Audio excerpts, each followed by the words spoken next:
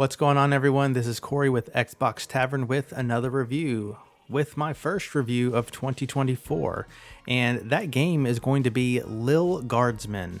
So this game is a narrative-heavy adventure game, if you will, where a lot of your gameplay comes in the form of making decisions that change the outcome of the story in different ways. So you are taking control of this 12-year-old girl, and you have to cover your dad's shift at the guard station. So it is your job to accept or reject or something else other people into the town. Eventually, as the game goes on, your duties increase, and I'll leave it at that. Now, you aren't just left to what the people say and your intuition. You do have some tools that you get to use on a limited basis. You have different things like truth spray, metal detectors, a bullwhip, things like that you can choose to use on the different deities that show up to this particular guard station.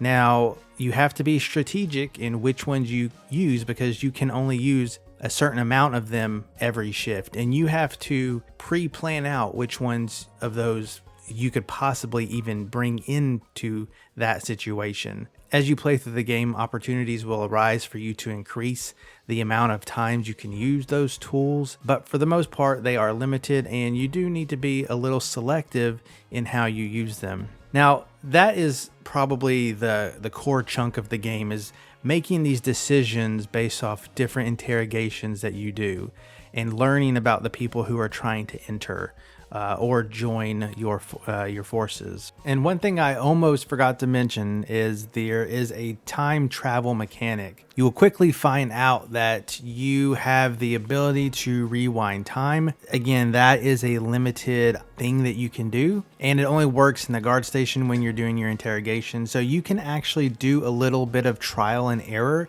if something didn't quite go your way. However, you're limited to how many times you can do that. So a neat mechanic to a narrative game to where you're not exactly stuck in to your choices on your first go, which I really enjoyed that. The other part of the game is after your shift is over, you have to go back into town and you'll interact with the townspeople in various ways that move the story along.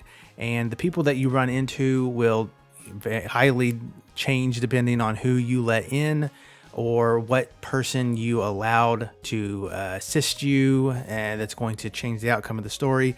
What you do after your shift will basically change with every playthrough and amongst different people who play the game. So there really is some replayability into it, so I really like that. You do need to make some narrative choices between the guard shifts, which there are 11 or 12 different chapters. So each chapter is basically a shift, and what you do in between those times is kind of building the world. And there are some decisions that they state will be reflected later on in the game. Now, one thing I really love about this game is the art style. The art style is really nice, crisp lines, very clean, and all the colors pop for the time and place that we're in. The other parts that I think go above and beyond that are two. The voice acting, which everything in this game, I'm pretty sure everything in this game is voice acted, and it's done in a really stellar job. Especially in a game where a lot of text is involved, I appreciate this voice acting so much.